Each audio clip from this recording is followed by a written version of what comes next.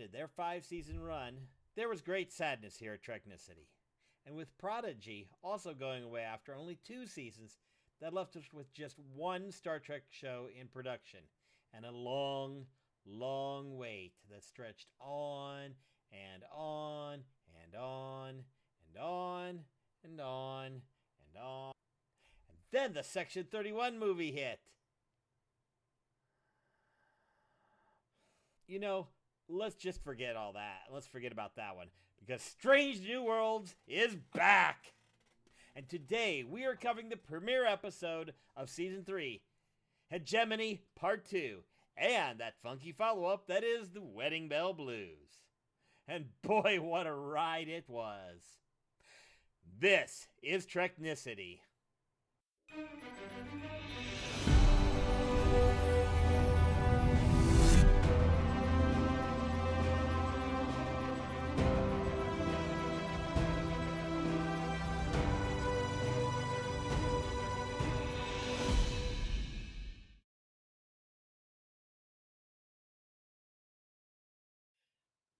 Welcome to Treknicity, a Star Trek podcast, where we do the deep dive on all things Star Trek.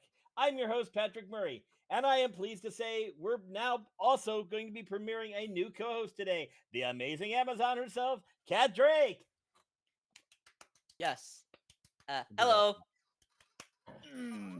So yeah, just to explain the situation. Couple things happened between the last episode we dropped and today. Mike had some personal issues and had to step away from the podcast. And Lars, we were in discussion, was wanting to get to the background and do production work. So Lars is still here somewhere. I think he didn't give himself an audio source, so at least we don't have to listen to his ass. But yeah, this is going to be our current Oh, hey, Lars is flipping me off behind the camera, and nobody can see it except us. Oh no, Lars, no. Oh wow, this is going to be fun. Well, hopefully we make it to a second episode like we've already recorded. In this episode, though, we are talking about the season 3 premiere of Strange New Worlds, titled Hegemony Part 2. And then, because I didn't write it in, we are going on to this awesome follow-up that is the Wedding Bell Blues. So, start us off. Let us start us off and give us a recap from last season. All right, so last time on Star Trek: Strange New Worlds. What the? Okay. Right. So, no, that's my bad. My bad. So, Hegemony Part 1. The USS Cayuga with Captain Batel and Nurse Chapel.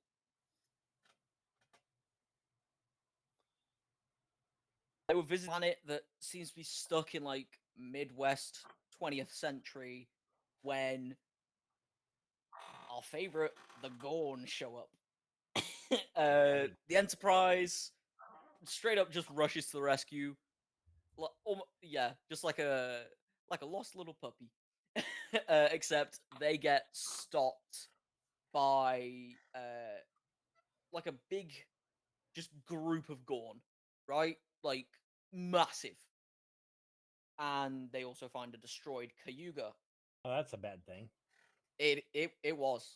I saw that and I was like, oh no, Chapel. Don't really care about Spoiler alert. Oh, wait a minute. That's last season anyway. Yeah, that's last season. So Pike, La'an, Mbenga, Sam Kirk, and Ortegas go to the planet.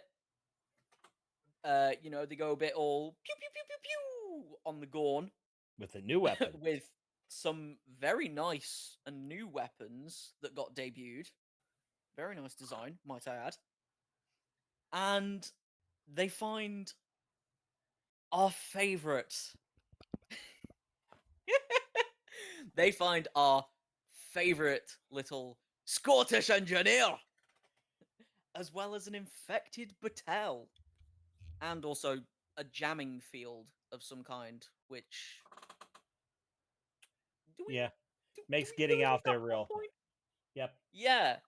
So Spock threw the wreckage of the Cayuga at the jamming field, which honestly, kind of cool. Not gonna lie, Yeah. very cool. And he and Chapel actually get into a one-on-one confrontation with a Gorn on the bridge, which was pretty good. With the jammer down, Pike, Scotty, and Batel beam back. The fates for everyone else unknown. Presumably kidnapped. The Gorn attack, and Pike just straight up freezes. You know, he's just nothing. Just straight up freezes before we flash to the to be continued screen. No. I know the cliffhanger they left us on, but it finally gets resolved with Hegemony Part 2. Over to So, you, Patrick. let's go do so. Spoiler alert from here on forward, because unsurprisingly, this was all a dramatic setup, because it's just because we cut to the bridge, Pike's frozen for a second, and we speed up and he snaps right out of it after the slow-mo. He calls for options, picks jamming. They decide to retreat after they pop a tracker onto the Gorn ship. That unfortunately means they have to literally fly into the Gorn ship with their shields to knock them out. After they finish that little game of chicken, which is an awesome, cool opening sequence. They do shooting and they WTFO. That's a warp the fudge out. Which just brings us to shiny new updated credits. So, what do you think for opening this You, episode? you know what? The opening of this episode, uh, to put it in terms that might appeal to our younger audience, it was peak. It was absolute peak. Like, just the way that they picked up the story so quickly from last time, and then was like, "Ooh, let's do some cool stuff." It was like, Yeah, hell yeah.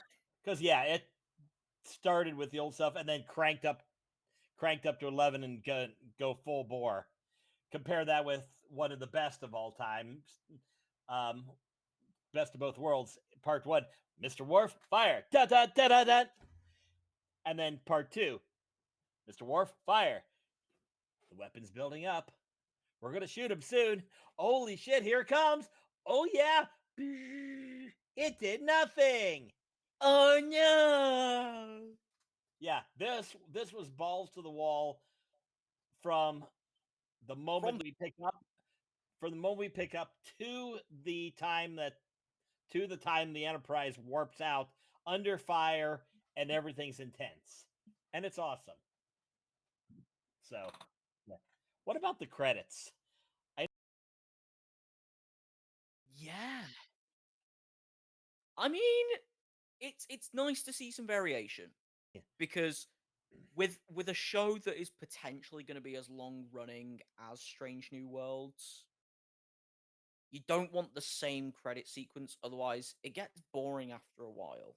yeah, It's but the yeah. problem I had is some of the new sequences looked overly animated, like they were unfinished renderings, which is frustrating because they mean we get a Klingon ship pop up at some point, and it it looks like it's slightly better rendered than something that came out of Lower Decks. Yeah, I mean, I am going to criticize that. That and when the Bustard Collectors come online, they are rough looking. yeah. I It mean, it could be a case of there was a time crunch for the release of the episode, and who knows, they might refine it before I hope continuing with that opening sequence. they refine it and then go back and retcon the older episodes. That would be wonderful. Definitely would be.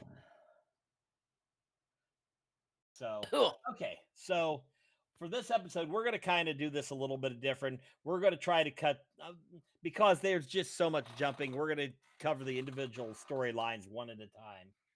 Starting with the ship, the crew that's stuck on the Gorn ship. So the first person we get La'an, who does some flashbacks to her first time hanging out in Gorn territory. Um, and she gets to punch out of the fleshy Gorn sack as quickly as possible because trauma. Apparently, that wakes you up and lets you punch out. She then goes and drags Mbenga, a very pukey Sam Kirk, and a literally less handy Ortegas out of their sacks. Yeah, Ortegas has got like a few fingers missing. Like, yeah. So they figure out that this is some kind of Gorn, some way that the Gorn are feeding themselves or feeding their ship because there's other people because the all the colonists are here, but there's also dissolved up corpses. So luckily, Kirk finds himself a shit pile, and they find weapons in it. It Oh, literally is a way. Literally, somebody does call it a crap pile. yeah. So once they get weaponed up, they go to find a ship, and they figure they got to get the transport codes, then shoot their way to the ship, and then rely on the pilot Ortegas to pilot the ship because she's the pilot. When to mention much, so I'm the pilot. yeah, they find an interface. La'an, after more flashbackery and a little bit of an Mbenga pep talk, figures out the controls, gets the transporter codes. Then the Gorn show up in numbers. And now begins the killing, followed by light salad. Mm. Luckily, the Gorn have stormtrooper aim, though, so one does get in close enough, shanks Ortegas, then La'an turns the head into a fucking canoe. It was beautiful. They limp the rest of the way to the ship. They chuck the bleeding pilot, Ortegas, who is a pilot, onto the pilot station. And then they do a little flying through the ship interior escape thing. And Gorn seemed to be really enjoying this because they got toothy smiles and everything. It's great. But finally they get through to the ship, who's already in its own there, who's struggling with a whole lot of things we'll get to, and they get the they eventually get beamed back, but not before I take it. Nearly Dead reminds us that she flies the ship. I fly the ship. Yeah, yeah. This is a good scene. It's got the nice horror elements. There's a lot of shooting and all that fun stuff. But yeah, I on my second watch writing this, it's like oh, we're gonna do Ortegas. I fly the. Yeah, I mean, I know that the main plot point of this section is, oh, we're escaping. We're trying to get out and get back to the Enterprise. But the Ortegas bit, like, yeah, Ortegas distracts too much. Yeah, the problem is we have been for 2 seasons, especially on the second season, like when is Ortega's going to get an app? When is she going to get an app? When is she going to get an app? When is she going to get an app? And she finally got off the ship instead of sitting at the helm all the time. But then we get this shit. It's like, oh, I fly the ship. Yay, we know that. Can you? It's Can we get something else? Luckily, they Yeah, fixed that in the next episode. Thankfully. they do. But the other thing is the whole Ortegas, I'm the pilot, I fly the ship. Um, and you can slap me across the face for saying this, Oh, but it's almost as one dimensional as, oh, I'm Troy and I'm always the object of some kind of iffy. yeah. To be fair, that was more the writer. That was really very much the writers just not knowing what to do with Troy. Yeah. I mean, Uh, yeah, you can't really blame Troy for yeah, that, but even yeah, still, yeah. I mean, like, yeah. Unfortunately, yeah, yeah. They tend to take a side character and do nothing with them, especially a character that's that interesting, and we want to know more about Ortegas. So exactly. yeah. So now let's deal with Batel's situation. As you remember, prior she was beamed up with Gorn babies growing, which is never a good thing. So Chapel, obviously, the first thing she does, and she looks like she's been through hell because she hasn't been able to patch up from when she got off the Cayuga. Um, so she goes and tries to put Batel in stasis, but of course, they can't because Batel's allergic to the cryoserum. So, and Chapel doesn't have a doctor with her, so they send Spock down to help her. They go through simulations. Every one of them, 100%, she's dead. Spock, of course, has to interrupt to take time to apologize. Chapel points out she's going to go still hang with Roger Corby. Thankfully, we won't have to deal with that for a little while. Which that can, because that's not going to come and bite us in the ass on the next step, is it? They decide to go try Una's Illyrian blood to see if it'll fix it. 88% dead. Back to the drawing board again, I guess.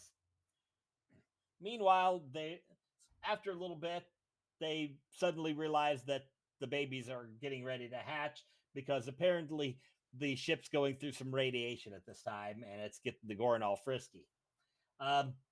So they rush to prep for surgery with that 12% chance. They start the surgery. The Illyrian, that transfusion of Illyrian goodness seems to be doing its job, but then Spock stops Chapel just before she starts trying to pop a baby and says, maybe we could feed them instead and let Batel's body absorb them. And then the Illyrian blood takes care of the rest. So that's the solution. They get her stabilized. Spock and Chapel have a little bit more of a moment, and then Spock goes away as Pike arrives after the battle and all the stuff to check out their work and has a little moment to settle their thing, where she kind of chastises them for the whole, you used Illyrian blood? Yeah, I'm not losing you. It is what it is. So this segment of the story was kind of fun. I mean, there wasn't a lot to do here. I mean, it's mostly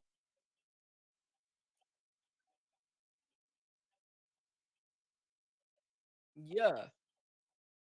I mean, it was good. Only kind of problem I had with it was it felt like that section just went a bit too fast. yeah. To be fair, it was a small.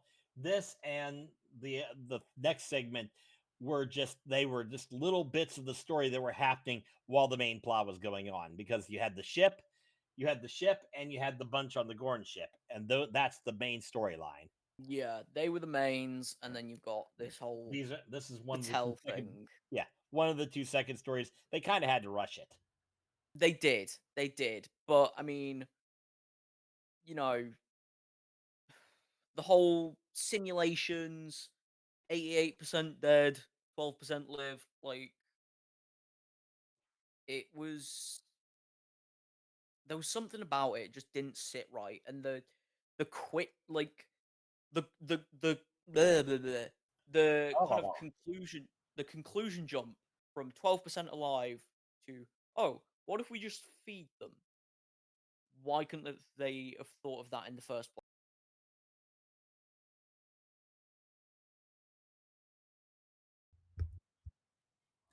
tension. I don't like tension. I'm just waiting for Lars to snap because we keep peeking his board. Oh well. So that brings us to Scotty and Pelia, which I'll give another little spoiler. This is Pelia's last episode. She's good because she is not in the season 3 cast, but obviously she's there because she's tormenting Scotty for the usual. We start with her chewing Scotty out for not documenting all his Gorn cloaking tricks, because he doesn't exactly remember how he made the whole thing. But then Pike shows up and says, Pelia immediately says, "Oh, we'll have it done in time, Captain." And then looks at Scotty and is like, Scotty. Then we cut in a little bit to Scotty carefully trying to put his device together.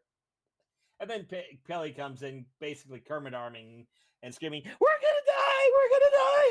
Ah!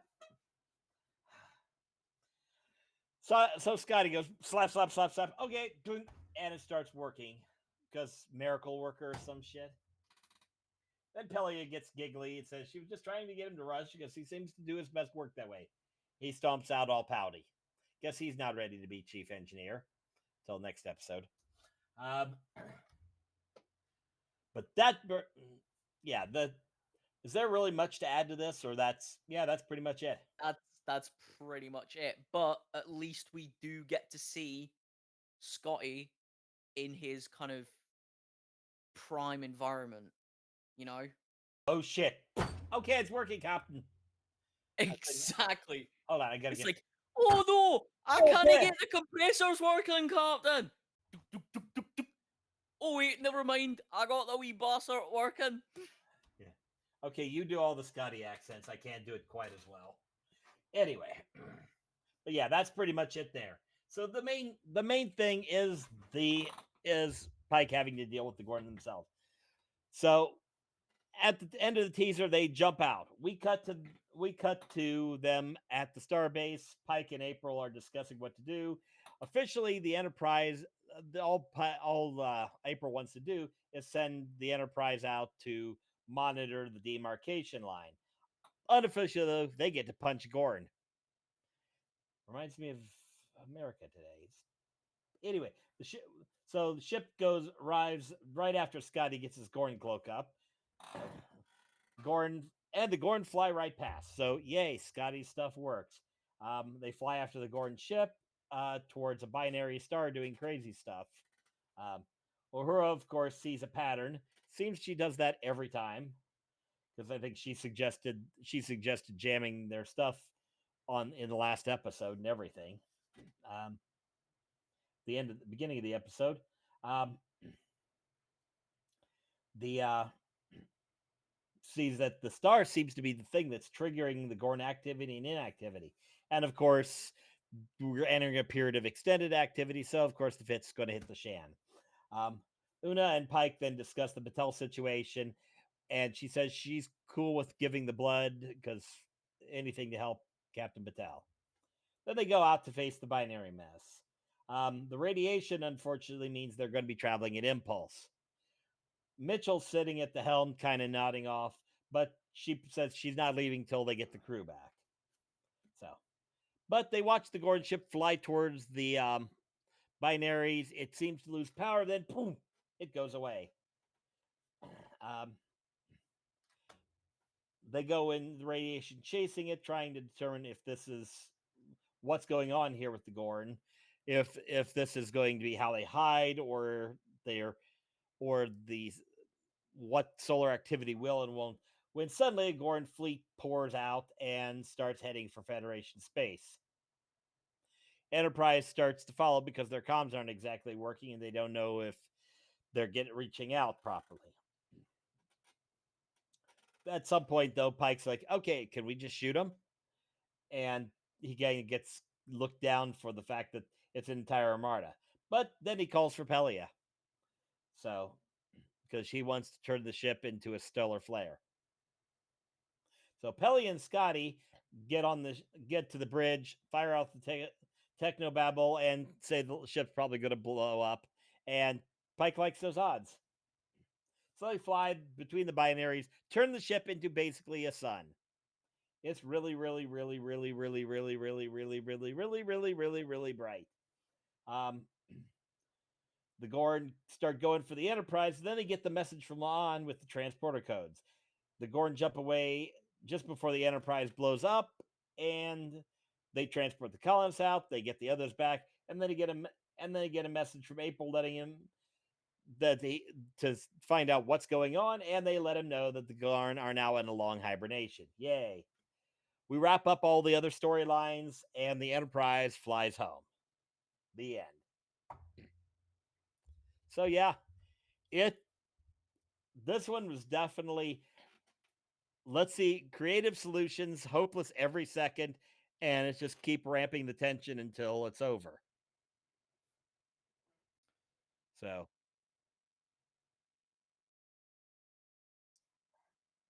it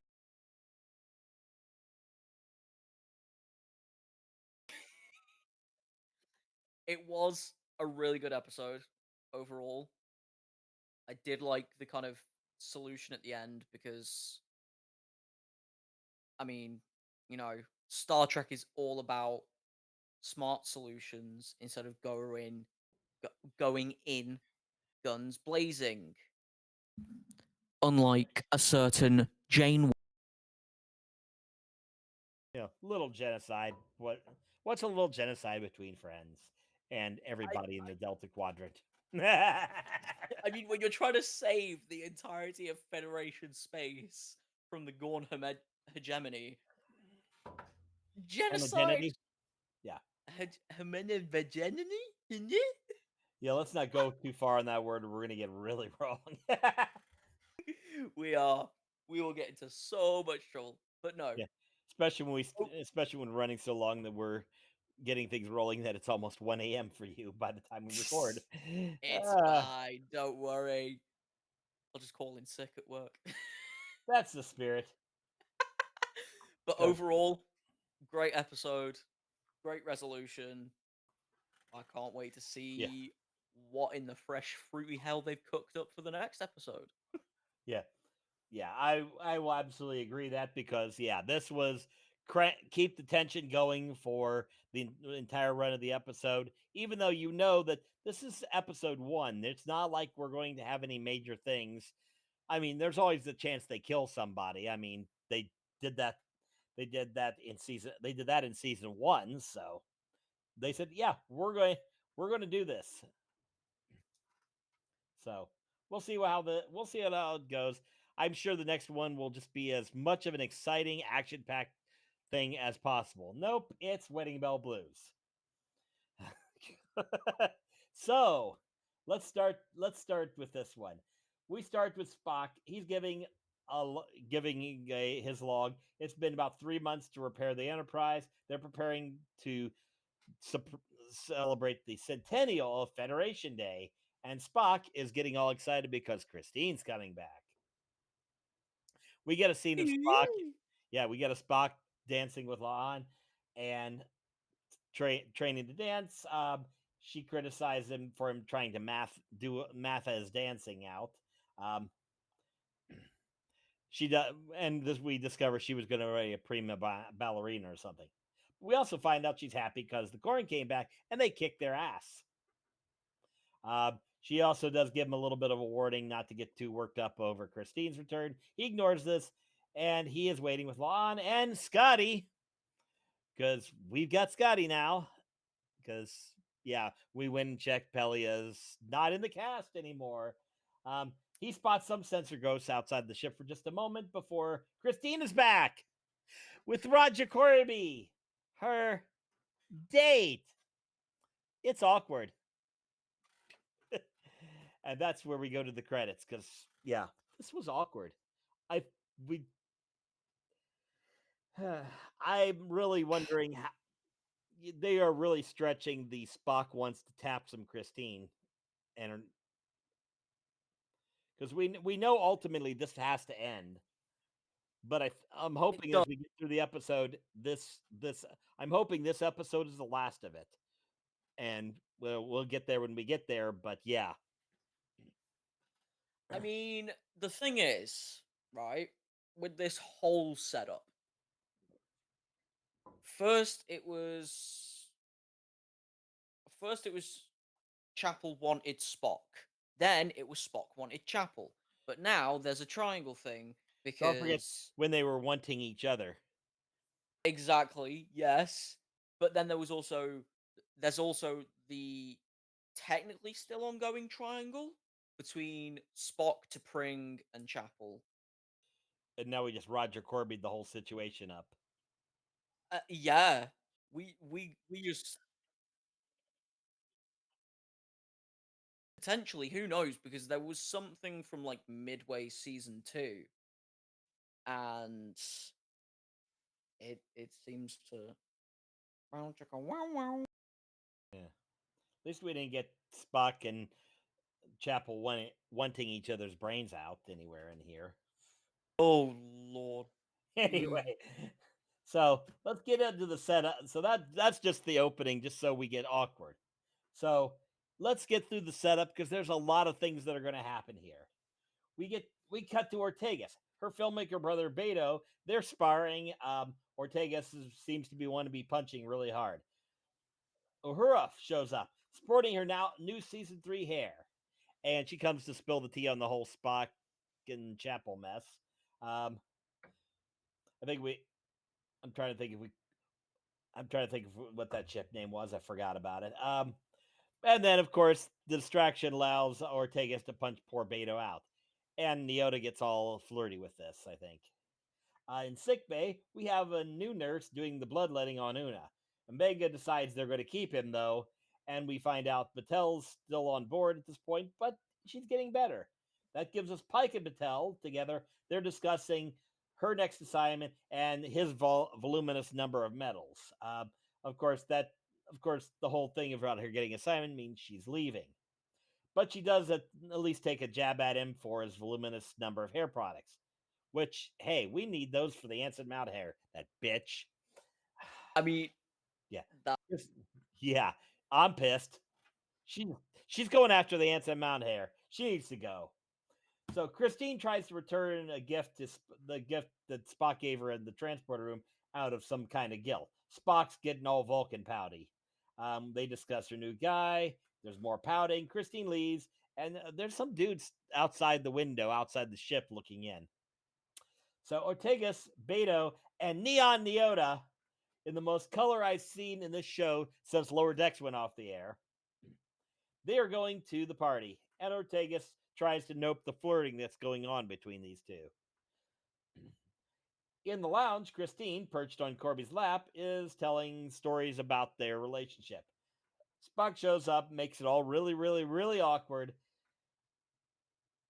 Then they launch back into their hookup story, which Spock tries to awkward up the whole way. Eventually, he gives up in full sad bastard mode, goes over to the bar where that guy from the window, who seems to have a Vulcan reflection for some reason,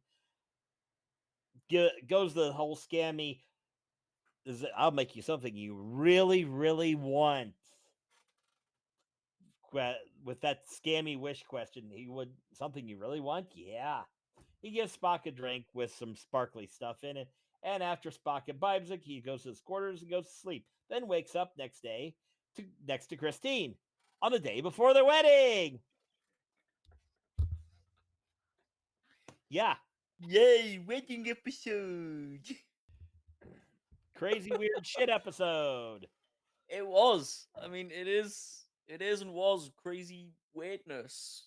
It's another Spock in a weird stuff happening to Spock episode.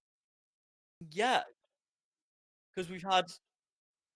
Yeah, I mean, hell, we had the Spock going through puberty episode, which honestly was hilarious.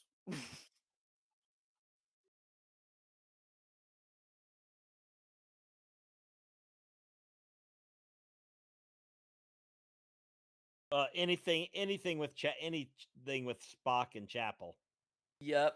Yeah, But the funny thing is, with the ripping on the amount of hair products Pike has, that was a good one. that was a really good one.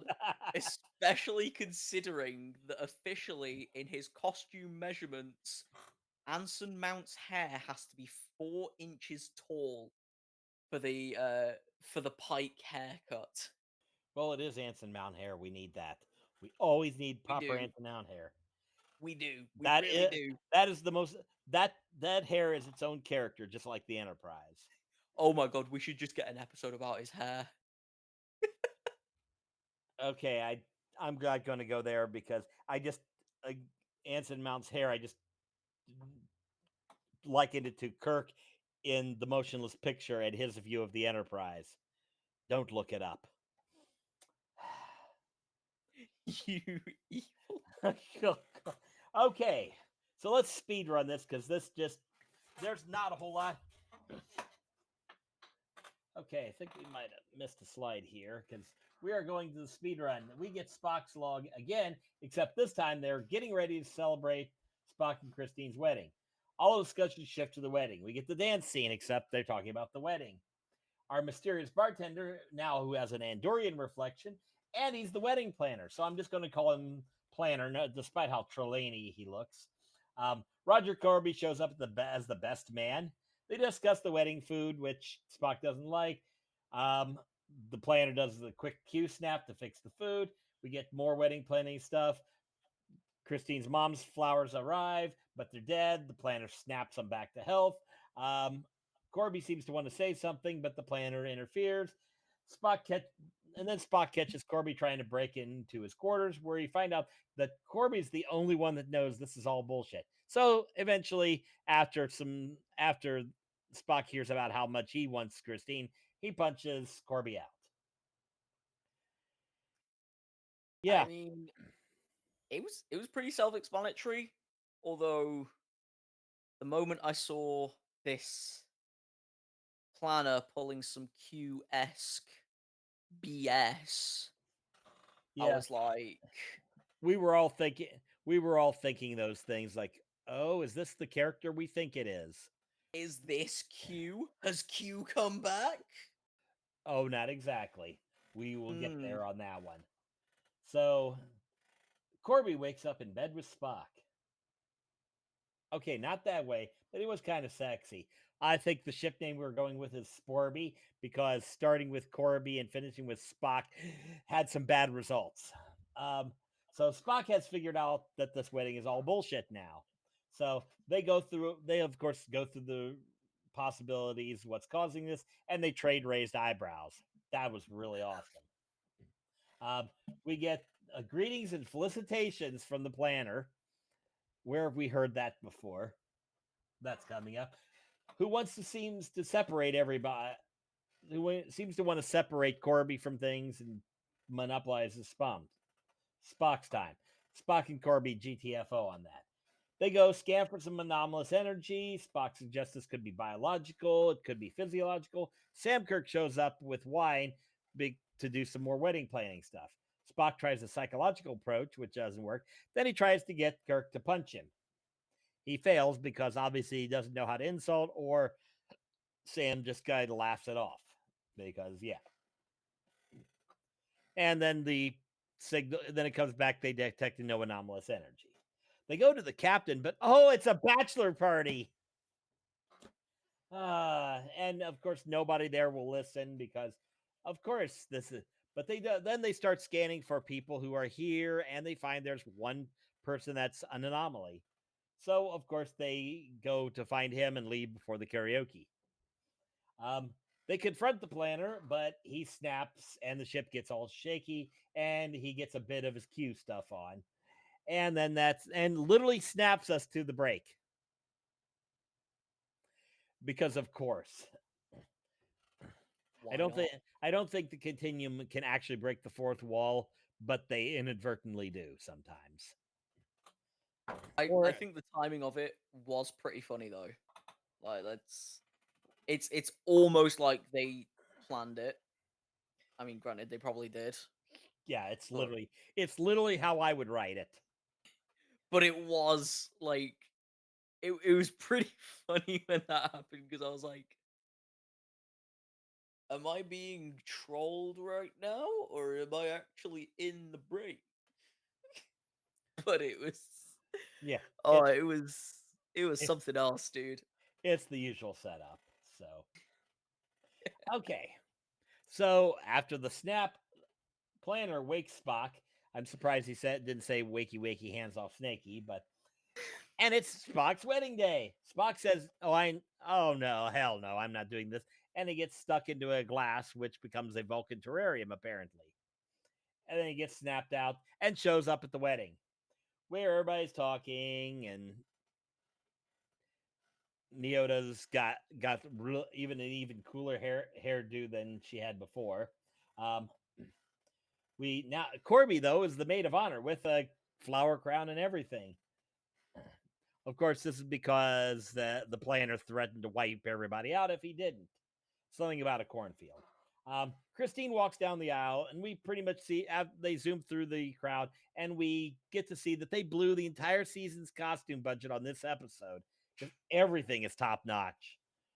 Even Scotty's there within his requisite kilt because Scotty You've got to get the engines working, Captain. and a kilt to keep the engine room cool. Scotland The forever. planner starts the ceremony, but Corby immediately objects and immediately gets turned into a dog. Then Spock launches into the most romantic speech in all of Star Trek. Better than Kirk easily. Outdoes Picard. Outdoes Riker. Just everybody. It's just like the ultimate. He spills his guts, and it is beautiful and it is awesome. And then that Mega snaps love. Christine out of it. So the planner gets all pissed and says, okay, everybody, you're going to die and you're going to die. You're going to die. Okay, it's glorious either way. So the planner is standing there threatening to kill everybody, and another entity shows up, and it's the planner's dad, voiced by John Delancey. Woo!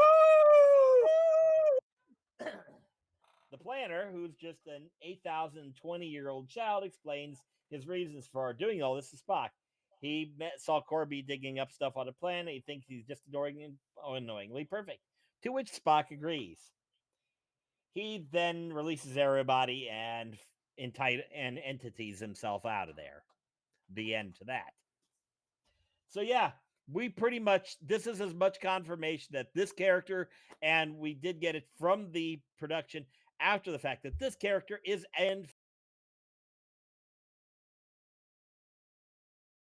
All I'm gonna say,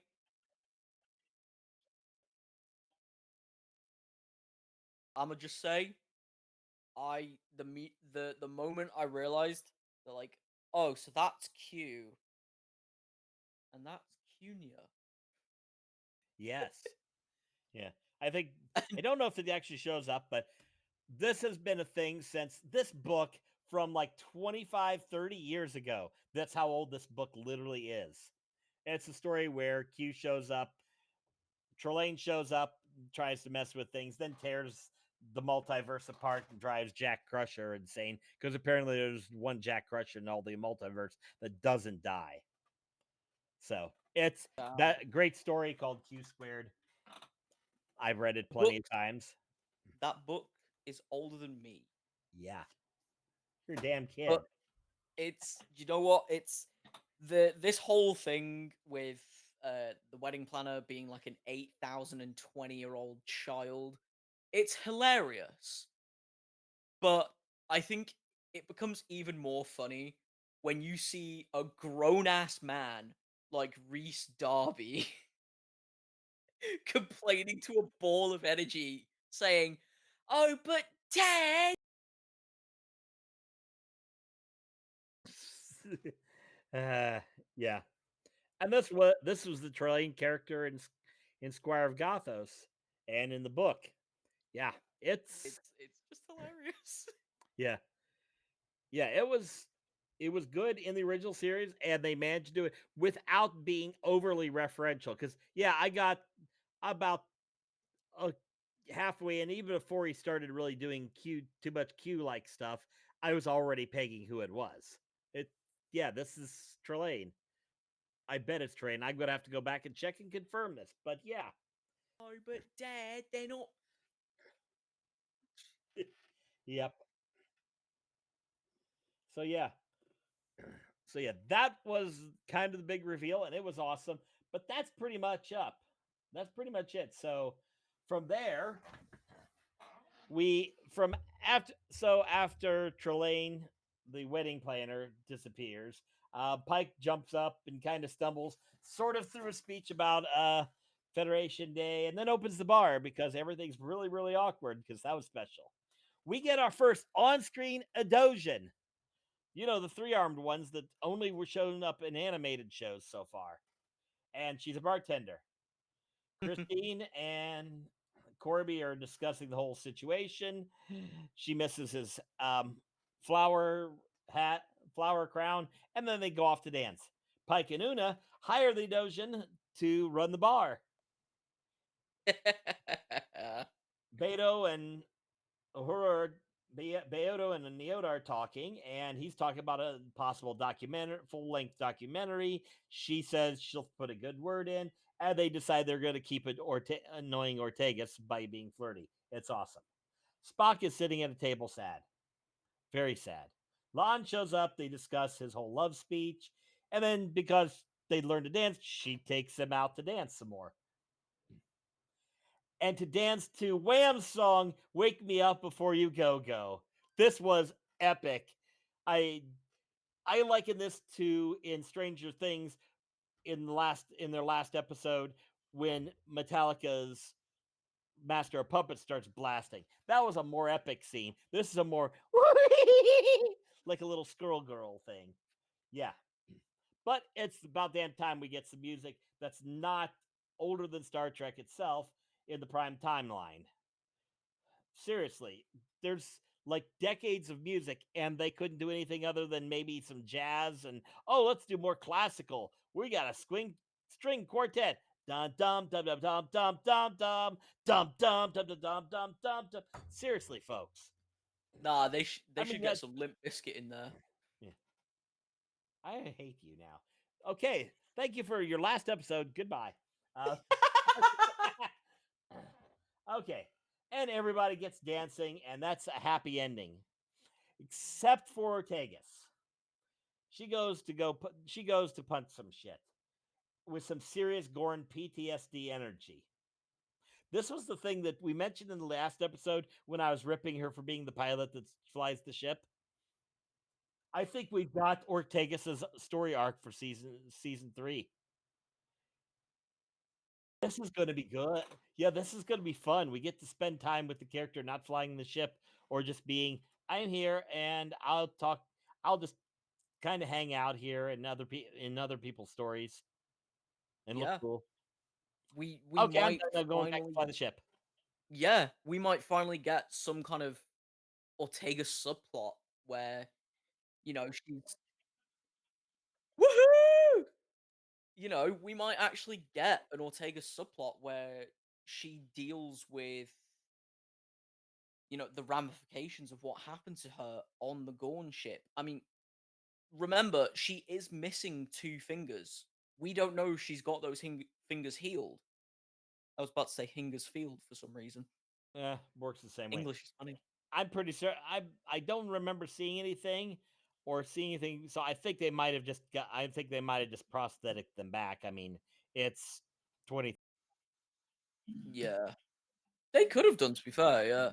But, I mean, it would be nice to see her do something or deal with something that is. Yeah, dealing with prosthetic fingers, having some feeling. She's talking about that, then flashback. I think I could write the episode in my head. I'm starting to write an episode in my head, and focuses on her hand, and she hears the Gorn, and then she does something crazy, and just it gets worse. And then eventually she gets help in the end. I don't know. It's either way, it's going to be good when we get that. It will be. I can't wait to see where this season goes with it. I am going to miss Pelia. Since the death of Hammer, she was kind of the I don't know where she fits, but she's fun and she's the chief engineer. I wonder where they're going to go with this. And now we know where they're going with this. Okay, we've got Yeah. I'm gonna be completely honest. I prefer Scotty anyway, but the actress they had for Pelia, yeah, the actress they had for Pelia was. but yeah. Either way, Carol Kane was awesome. I love Carol Kane. She's everything I've ever seen her in. She's very animated character. She brings about 1 billion gallons of personality a second to anything she does. So it's kind of fun. Yeah, So that I'm is going to very miss true. that, but we got Scotty. And I have a feeling when Scotty gets an episode, it's going to be about him really coming to terms with not being more an instinctive great engineer, but Yeah, it could be the more.